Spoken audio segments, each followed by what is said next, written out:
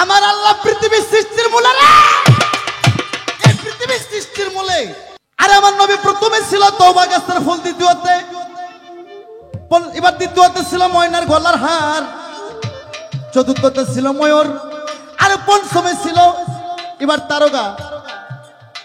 আমার নবীকে সৃষ্টি কইরা আল্লাহ ময়ূর একিন গাছের ডালে ঝুলাইয়া রাখছে রে।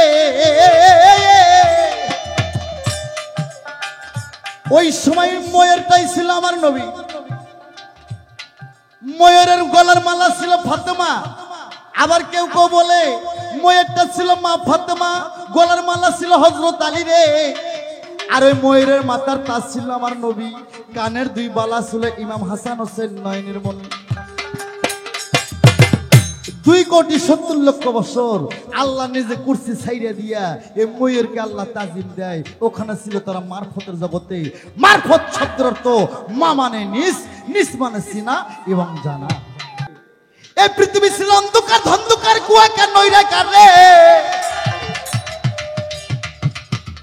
এই পৃথিবী অন্ধকার, ধন্ধকার, কুয়াকার, নৈরাকার, হুয়াকার রে।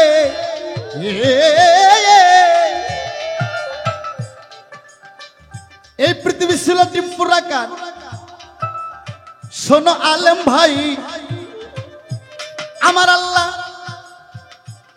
70,000 বছর আহাদের ধ্বনি দেয়, আহাদে আহম্মদ, আহাদে আদম, আহাদে আল্লাহ।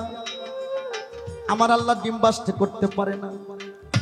আমার আল্লাহ 3টে শব্দ দিল। আল্লাহ বলল হু হা হে। বাবা আসতে কোরআনে 3টে শব্দ আছে না বাবা? আল্লাহ বললেন হু হা হে। এই 3টা শব্দ দেওয়ার সঙ্গে সঙ্গে ডিমটা প্রাত করে বাসতে হয়ে গেল। নিষ্কার খোসলাতে জমিন পয়দা, ওপরকার খোসলাতে আসমান পয়দা রে।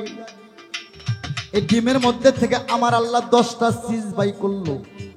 10টা সিজ, আরশ, কুরসি, নহ, মাহফুজ, নহ, কলম, এ কিন্তু দরপ্তের গাছ, ইসরাফিল, সিংহাসন, শরম নামের আয়না, 7টা বেহস্ত, 7টা দোজক আল্লাহ পয়দা করলো। বলি সুবহানাল্লাহ। এই মৌলভী সাহেব পালাই যাওয়ার আগে প্রথমে আমার পেঁয়াজ রইল।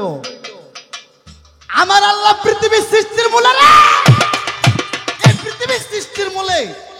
আমার আল্লাহ পৃথিবীর সৃষ্টির মূলে, এই পৃথিবীর সৃষ্টির মূলে জোড়া জোড়া বানাইছে। আসমান, জমিন, দোজক, বেহস্ত, সাগর, পাহাড়, নারী, পুরুষ, নদ, নদী, ভালো আর মন্দ। আমার আল্লাহ এই 10টা সিজদার থেকে আরশ, কুরসি, নহ, মাহফুজ আসতে ঢোকাও। ছোট আরশ, কুরসি, নহ, মাহফুজ, নহ, কলম, এ কিন্তু দরপ্তের গাছ, ইসরাফিল, সিংহাসন, শরম নামের আয়না, 7টা বেহস্ত, 7টা দোজক আল্লাহ পয়দা করল। এই কিছুদিন হলে আল্লাহর বেহস্ত হলো 8টা আর দোজক হলো 7টা। একটা বেহস্ত আমার আল্লাহ বানাই নাই, একটা পাবলিক বানাইছিল। আল্লাহ ওরে ধাক্কা দিয়ে ভালাইয়া দিয়া বেহস্তটা কাইড়ে নিল। সেদিন থেকে আমার আল্লাহর বেহস্ত হলো 8টা আর দোজক হইল 7টা। বলি সুবহানাল্লাহ। মৌলভী সাহেব তোমরা হাদিস কোরআন বেশি পড়ো তো, আমি জানি তুমি পারবা। তুমি মৌলভী আবার কইবা একটা বেহস্ত আল্লাহ বানাই নাই, একটা পাবলিক বানাইছিল। আল্লাহ ওরে ধাক্কা দিয়ে ভাইলা দিয়া বেহস্তটা কাইড়ে নিয়া আল্লাহ বেহস্তটা কোন জায়গায় রাখছে? আর এই বেহস্তর নাম কি? মানুষ মইরা গেলে 2টা জায়গায় যাবো, একটা ইল্লিনে, একটা সিজ্জিনে। আল্লাহর বানানো বেহেশতের মধ্যে কোন শ্রেণীর উম্মত যাইবো? আর যে বেহস্ত পাবলিক বানাইছে আল্লাহ ওর থেকে কাইড়া নিয়ে রাখছে। আমার জিজ্ঞাস, বেহস্ত যদি পায় এই বেহস্তটা আল্লাহ কোন শ্রেণীর উম্মতকে দিব? আমার কথা বুঝুন নাই দরদি? আল্লাহর বানানো 7টা জান্নাতে কারে রাখবো? আর যে বেহস্ত একটা পাবলিক বানাইছে আল্লাহ কাইরে নিল, এই বেহস্তটা আল্লাহ কোথায় রাখছে? বেহস্তর নাম কি? আর এই বেহস্ত আল্লাহ কাদেরকে রাখবে? এইটাই আমার প্রথম একটা পেশ। আর মারফত তুমি শোনাও, এই পৃথিবী সৃষ্টি করলেন আল্লাহ পাক 10টা সিসের দ্বারাই। তোমরা যে মানুষ, তোমার মধ্যে 10টা সিস আছে। হাদিসের মধ্যে সাক্ষ্য রাখছে মান রাফা নাফসাহু ফাকারাত রাব্বাহু। আল্লাহ বলছে তুমি তোমাকে চিনো, তাহলে রবকে চিনতে পারবা। তোমার মধ্যে 10টা সিস আছে। মায়ের সার, বাবার সার, আল্লাহর 10। মায়ের সার দে হাড্ডি, মায়ের সার দে রক্ত, চুল, চামড়া, মাংস, বাবার সার দে হাড্ডি, রক, মণি, মজক। আর আল্লাহর 10টা সিদ্রি দিয়ে একটা মানুষ গঠন। আর একটু তাসওয়াতে গেলে কালবরহু, শের, খুপি, আকফা, লবস, আগুন, পানি, মাটি, বাতাস, এই 10 ইন্দ্রিয় দ্বারাই তোমার দেহকে আল্লাহ পরিপূর্ণ করে। আমার নবী বলেছে মারফত এটা নিগুড় তত্ত্ব, মারফত আমি যাহা করে গেলাম, আমি যাহা দেখে গেলাম তাহাই মারফত। আস্তে আমার নবী 63 সাল জিন্দেগি, এ আস্তে কথা কম কম, এই আস্তে ঠোকা বাজাও, অফ করো। আমার নবী 63 বছর, আবার 90 বছর, দুইটা ঠিক আছে। আমার নবী মৃত্যুর 4 দিন আগে শেষ বিদায় হজ কইরা ঈদে গাদিরে ঘুমে নবী যখন একটা ভাষণ দিল, এই ভাষণটার নাম বলা হয়েছে ইসলামের জাহাজ। এই ভাষণের মধ্যে 100 লক্ষ মানুষ ছিল, 100 লক্ষ মানুষের মধ্যে আমার নবী বললেন, বাবা আমি আজ থেকে 4 দিন পর পর্দা নেব। তোমরা শরীয়তের মানুষেরা কোন নবী মইরা গেছে, ওই বেটা নবী হচ্ছে শাফায়াতকারী, মইরা গেলে শাফায়াত করব কি? হাদিসের স্বাক্ষর দিচ্ছে হায়াতুল মুরসালিন নবী, নবী আমার হায়াতে জিন্দা। আরে হালারা কই নবী মইরা গেছে কেন? তোদের তো ঈমান নাই, নবী মরে না, হায়াতুল মুরসালিন নবী, নবী হায়াতে জিন্দা। আমার নবী কই আমার ইয়ার সাহাবীগণ উলামা ইকরামগণ আমি আজ থেকে 4 দিন পর পর্দা নেব। তখন 100 লক্ষ সাহাবী কই ইয়া রাসূলুল্লাহ ইয়া হাবিবাল্লাহ, হুজুর গো আমরা কি করে আপনার ইসলামকে ধরে রাখবো? আমার ভাইরা রে, আমার নবী বলতাছে আমি নবী 4 দিন পর পৃথিবী ছেড়ে চলে যাব, তাতে ঠিক আছে, কিন্তু আমার ইসলামকে ধরে রাখার জন্য, আমাকে ধরে রাখার জন্য আমি 4টে জিনিস ছুঁয়ে গেলাম। আমার নবী কয় আমি প্রথম ছুঁয়ে গেলাম কোরআন সুন্নাহ, 2 নাম্বার ছুঁয়ে গেলাম আহলের বায়াত সুন্নাহ। কিছু কিছু দেওবন্দি আলেমেরা কয় একটা কোরআন সুন্নাহ আর একটা হাদিস সুন্নাহ। এইটাদের মিথ্যা কথা। তুমি যদি কও 32টা দাঁতের বাড়ি আমি ফেলাই দেব, ওই সময় হাদিস পাইব কই? তুমি কই তো দেখি নবীর মৃত্যুর কতশো বছর পর হাদিস আসছে।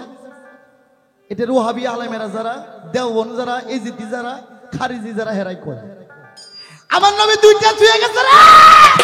একটা হচ্ছে কোরআন সুন্নাহ আর একটা হচ্ছে আহলের বায়াত সুন্নাহ, আহলের বায়াত সুন্নাহ। আমার নবী বললেন আমি 2টা জিনিস ছুঁয়ে গেলাম, একটা কোরআন, একটা আহলের বায়াত, তারপর ছুঁয়ে গেলাম আমার আদর্শ, তারপর ছুঁয়ে গেলাম আমার ভালোবাসা।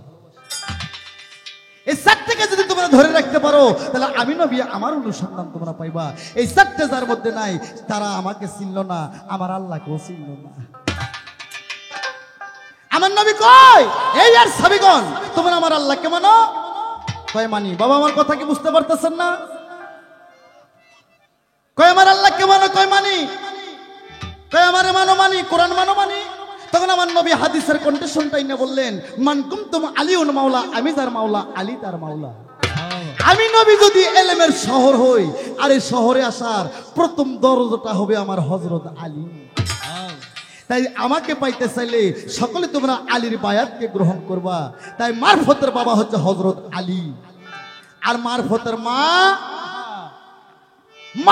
মা জান্নাতটা কোরআন শরীফে আছে। খাতুনি জান্নাত ফাতেমা জহুরা কুলা নামে ডুরি, নারী কোলের শিরোমণি, বেহেশতের রমণী, যে হবে নবীর নন্দনী। তোমাদের শরীয়তের কোরআন শরীফের 6666 আয়াত, 7 মণ্ডল 14 সিজদা, 130 ফরজ, 114 সূরা। কোরআনের মা সূরা ফাতিহা। সূরা ফাতিহা কোরআনের মা না? তাহলে কোরআনের যদি মা থাকে তাহলে কোরআনের বাবা থাকবো না? মা থাকলে মায়ের স্বামী থাকবো না? কথা কোন না কেন? মারফতের বাবা আলী মাওলা মুশকিল গোসা, আর মারফতের মা খাতুন জান্নাত ফাতেমা জহুরা কুলা নামের ডুরি, নারী কোলের শিরোমণি। তাই মায়ের ভেদ জানে কাদের গনি, মা হলো তোর কুদরত কামল। এই মারফত আরিফ শব্দ থেকে, আরিফ ধাতু হইতে মারফত।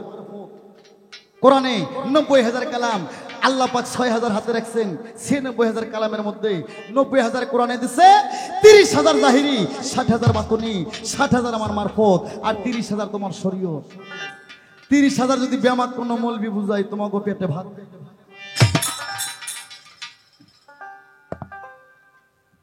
তাই মারফত 3 ভাগে বিভক্ত। মারফতে তৌহিদ এটা আলেমদের জন্য, হক্কানি আলেমদের জন্য। মারফতে ওয়াহিদা নিহাত এটা আউলিয়াদের জন্য। মারফতে হুজ্জা এটা সাধারণ পাবলিকের জন্য। এই তো তোমার বুরবুরনের শেষ মৌলভী সাহেব। ওনার আর কোনো কথা আসেনি ভাই? আজকে আমি তোমার টেস্ট করবো তুমি কেমন বয়াতি না পোয়াতি একটু জানার দরকার আছে।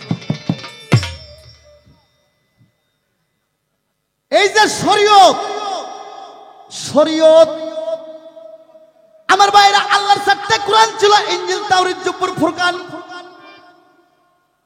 4টে কোরআন থেকে 4টে তরিক, 4টে কোরআন থেকে 4টে তরিক বাছাই করছে রে।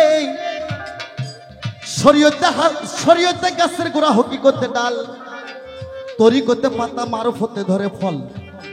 এসতে ফল থেকে হয় বীজ, বীজ থেকে হয় গাছ। কি বাবা, ফল যদি না হয় বীজ হবে না, আর বীজ যদি না হয় পৃথিবী আর সৃষ্টি হবে না। তাই তো শরীয়তে গাছের গোড়া, হকিকতে ডাল, তরিকতে পাতা, মারুফতে ফল, ফল থেকে পৃথিবী সৃষ্টি। আলেম সাহেব এই শরীয়তটা কত খ্রিস্টাব্দে এই শরীয়তটা জন্ম করছে, শরীয়তের ফ্যাক্টরি কোথায়? শরীয়তটা কত খ্রিস্টাব্দে এই পৃথিবীতে জন্ম করছে, শরীয়তের কারখানা কোথায়? শরীয়তের বাবাকে, মাকে, আর শরীয়তের রং কি? আর তোমরা যে শরীয়তের 5 ওয়াক্ত নামাজ পড়ো, ফজর জোহর আসর মাগরিব এশা, আমার জিজ্ঞাসা আল্লাহর আইন 1 না 2 বাবা? 1। ফজর 2 রাকাত, জোহর 4 রাকাত, আসর 4 রাকাত, মাগরিব 3 রাকাত, আবার এশার 4 রাকাত। আমার প্রথম প্রশ্ন, তোমাদের এই শরীয়তের 5 ওয়াক্ত নামাজ ছোট বড় হইল কেন?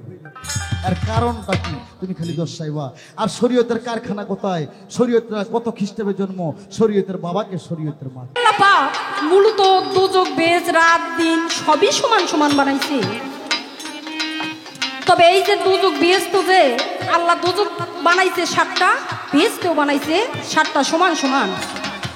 তবে এই কিছুদিন হলো একজন সাধারণ পাবলিক একটা বেজতে বানাইছে। এই বেজটা যিনি বানাইছে আল্লাহ পাক তাকে ধাক্কা দিয়ে ফেলাইয়া ওই বেজটা কাইরে নিয়া, তখন থেকে আল্লাহ পাকের বেজতে হইলো 8টা আর দুযোগ হইলো 7টা। তবে ওনার জিজ্ঞাসা রইল যে আল্লাহর বানানো বেহেশতের মধ্যে কোন শ্রেণীর উম্মতেরা যাবে, আর ওই যে সাধারণ একজন পাবলিক যে বেহেশতটা বানাইলেন ওখানে কোন শ্রেণীর উম্মতেরা যাইবে, আর যিনি এই বেহেশতটা তৈরি করলেন তার নাম কি, আর ওই বেহেশতটার নামই বা কি? সুন্দর প্রশ্ন। তবে এগুলা প্রশ্ন নিয়ে অনেক আগে ফালাই দিছি। এগুলা প্রশ্নের জবাব রুবি সরকারের বাসায় হাঁস মুরগিও দিতে পারেননি।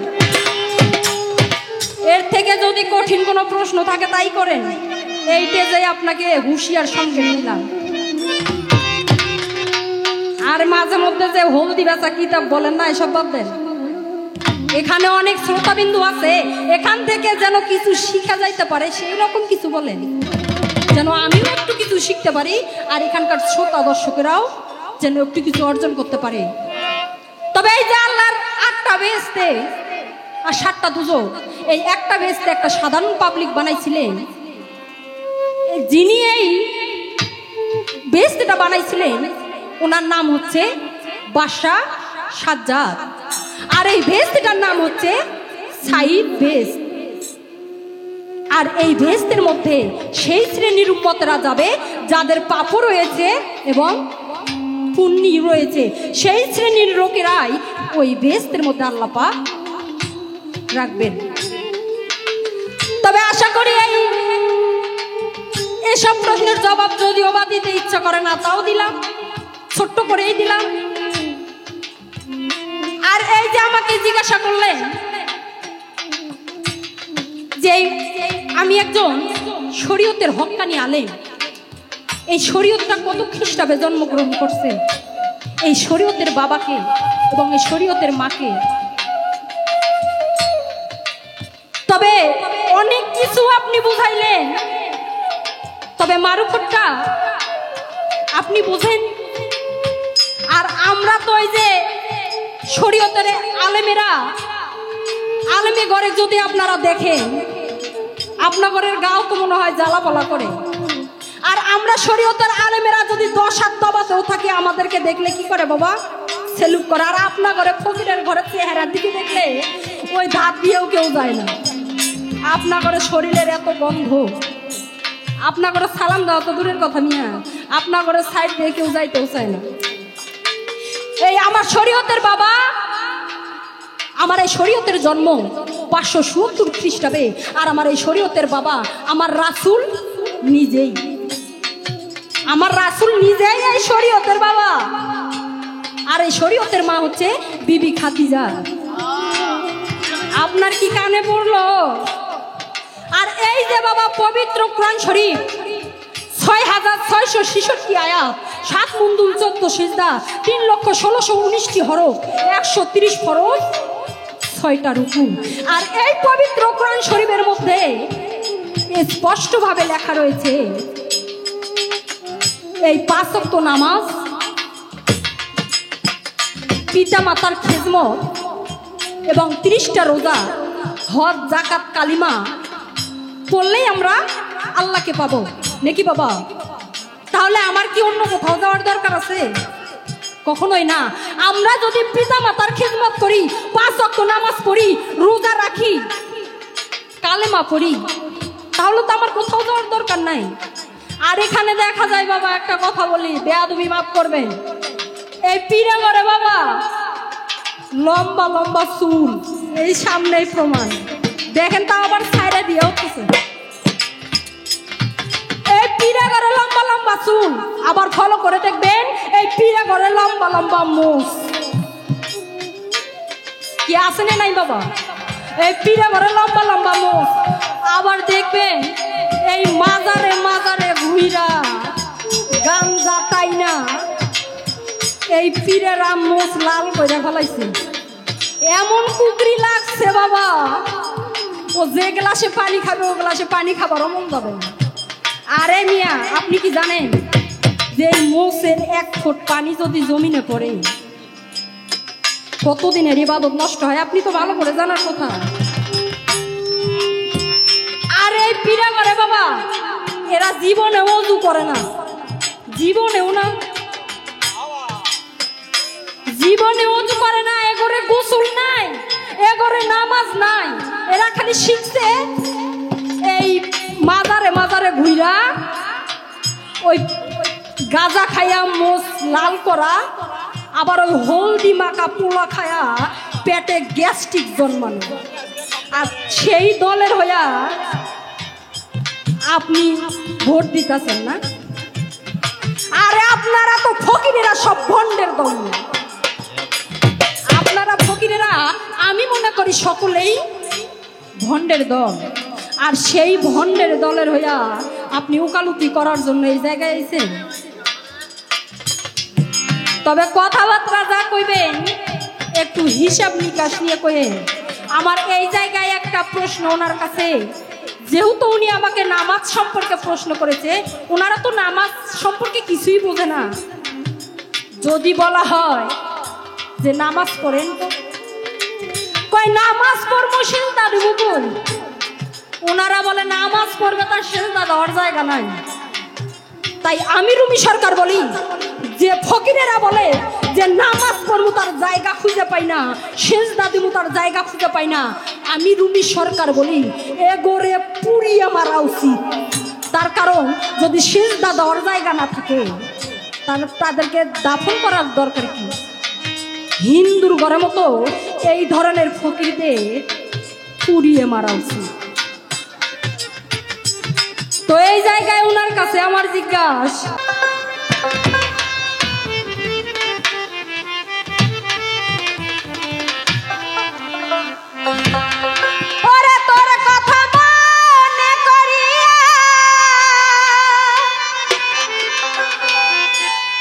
আমি টুকরায়া ছুটে আসি, ভালো ও লাগে তাই ভালো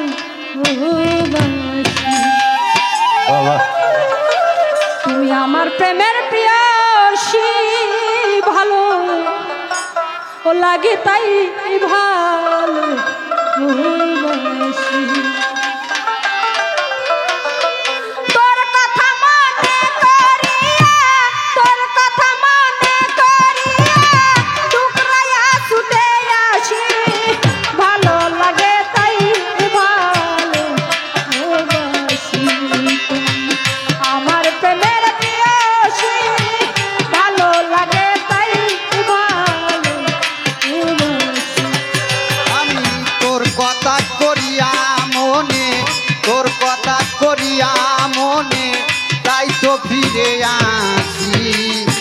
ভালো লাগে তাই ভালো ও বাসি আমি তোর প্রেমেরই পিয়াসি ভালো লাগে তাই ভালো ও বাসি একদিনের নয় ভালোবাসা আর হইল অনেক দিন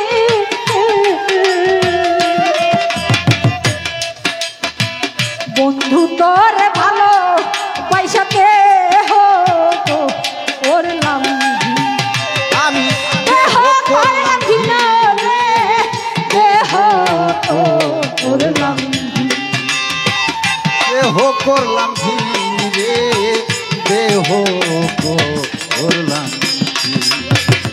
একদিনের নয় ভালোবাসা আর হইল অনেক দিন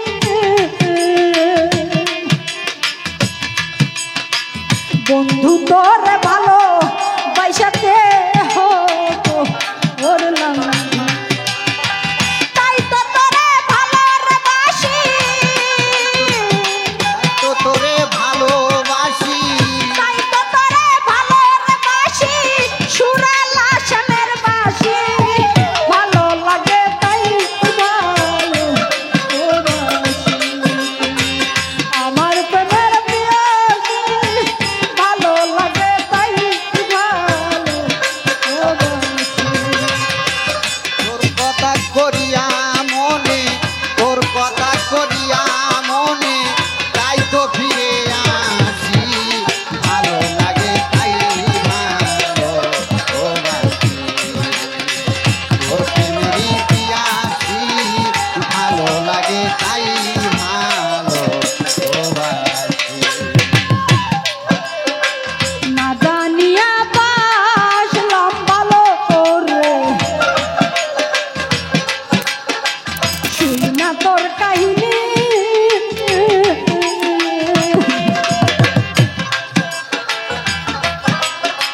না জানিয়া বাসলাম ভালো করে শুই না তোর কাহিনী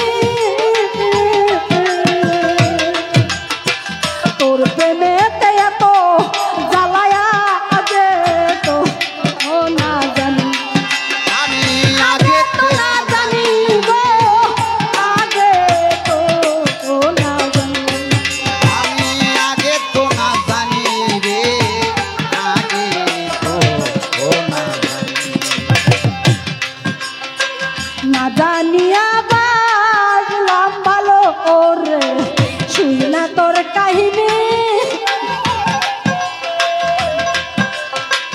তোর প্রেমেতে এত মধুয়া আগে তো ও না জানি তাই তো তোরে ভালো রে বেশে তো তোরে ভালোবেসে তাই তো তোরে ভালো রে বেশে সমাজে হইলাম দোষী ভালো লাগে তাই ভালো ও বাসি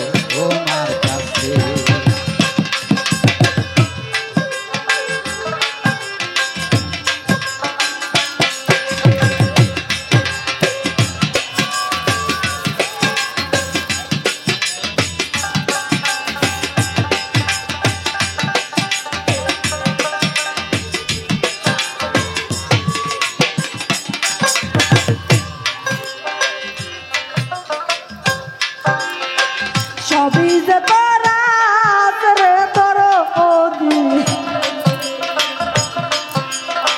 সবই যে তোরা সে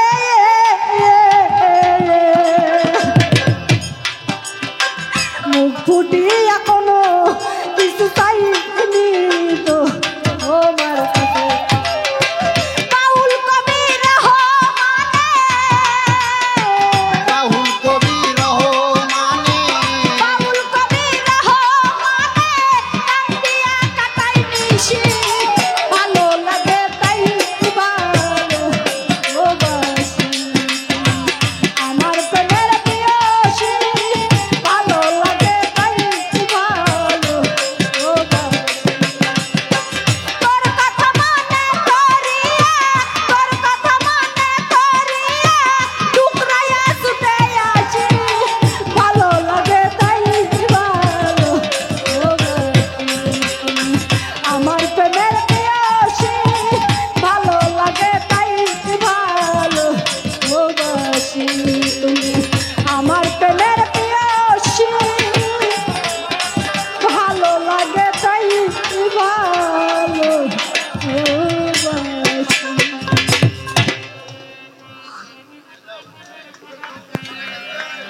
আস্তে